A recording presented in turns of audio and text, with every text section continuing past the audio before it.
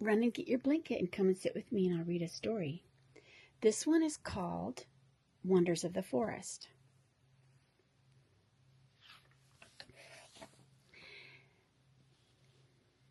It is summer. Stop.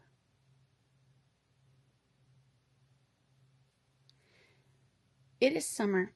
The leaves of the tall trees make a thick green roof over the forest.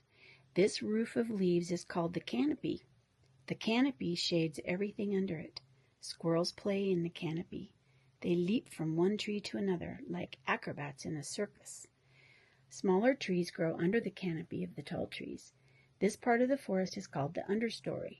Many kinds of birds build their nests in the forest's understory. Here they are protected from the wind and sun and from the eyes of hungry hawks and owls. Below the understory are blueberry bushes, mountain laurel, and other shrubs. This part of the forest is called the shrub layer.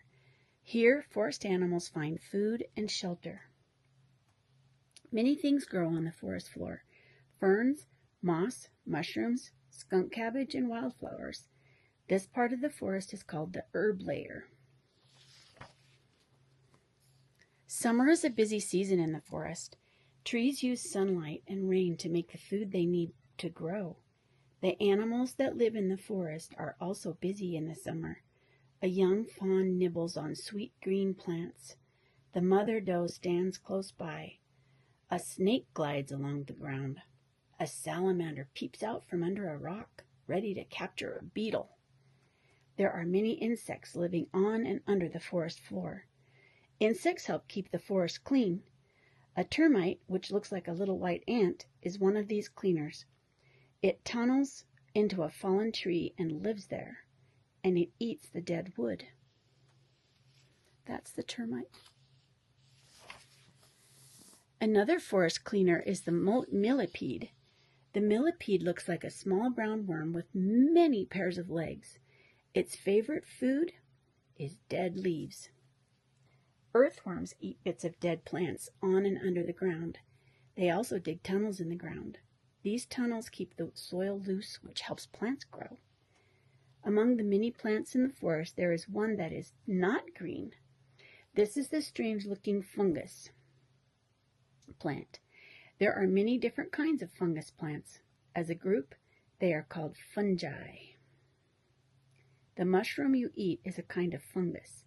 Most of the fungi in the forest are not safe for people to eat, although these same plants are safe for many of the forest creatures to eat. There are thousands of different fungi in the forest. The bracket fungus looks like seashells growing on fallen trees. The Indian pipe is a waxy white plant that has tiny fungi growing on its roots. The fungi help it to get food from the soil. The morel fungus, which is with its lacy head, grows on the ground. All fungi help turn rotting plants into rich soil where new plants will take root and grow. This is morel mushroom, and it is so delicious, fried in butter. You have to clean them really well and then eat them. There are other living things on the forest floor. They are so small that we cannot see them without a microscope. They are called bacteria. Bacteria help change dead animals and plants into minerals. Trees and shrubs use these minerals to grow. The summer forest is filled with the hum and buzz of insects and the whisper of wind through the tree leaves. A twig snaps under the paw of a fox. The sound scares a rabbit and sends it scooting away. Rabbits spend most of their summer days eating. They feed on fresh green leaves and twigs. The rabbit's soft fur is brown in the summer. When winter comes, the fur will turn white. The white fur makes the rabbit hard to see in the snow, and this hides it from its enemies. One of the rabbit's worst enemies is the fox. A clever hunter, the fox feeds on rabbits, mice, and other small animals. Fox pups are born in the spring. In a month, their parents begin to teach them the ways of the forest. The pups learn to climb trees, to hunt, and to move quietly and quickly. Raccoons leave their nests at night to hunt. They like all kinds of food. Small animals, toads and frogs, insects and worms, berries and nuts. Most raccoons nest in tree holes. As autumn comes to the forest, the green leaves turn yellow, red, orange, and brown. Before long, they fall to the earth. Now sunlight shines through the leafless branches. The days grow shorter, and the air is crisp and cool. Acorns rain from the oak trees onto the forest floor. These nuts are a favorite food of most forest animals. Squirrels get ready for winter by burying thousands of acorns in the ground. They will dig up the acorns and eat them all through the cold months.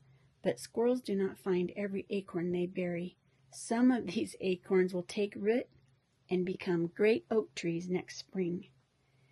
Many birds leave the forest in autumn. They fly south to warmer places where there is food for them. This is called migration. When the last of the migrating birds leaves the forest, winter is close at hand. The forest in winter is a cold, silent place. A blanket of snow covers the ground.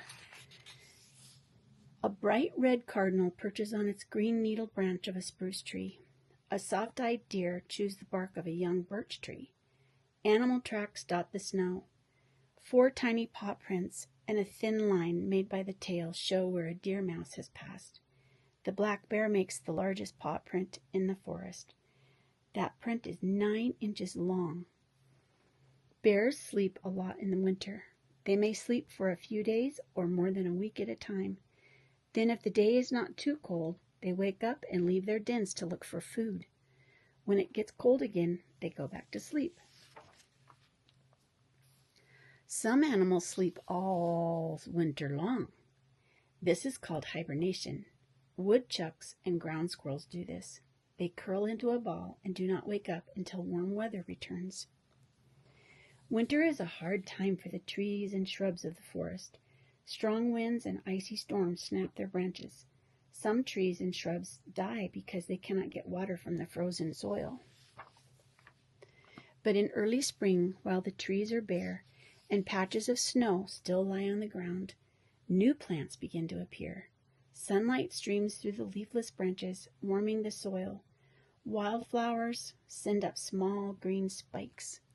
Spring brings color to the forest. Purple violets, rose-colored lady slippers, and yellow touch-me-nots. This beauty lasts a very short time before the greens and browns of the forest take over. The days grow longer. The buds on trees and shrubs start to open. Tiny pale green leaves appear. Many sounds are heard in the spring forest. A male spring peeper sits on the ground and sings. This frog is just a bit over 1 inch long, but his song can be heard almost a mile away. He sings by forcing air from his lungs into a balloon of skin at his throat.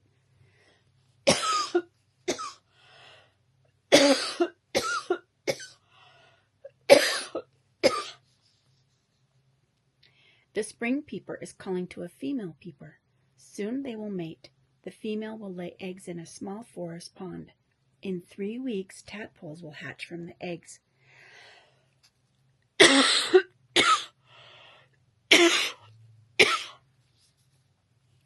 Spring is the time of birth.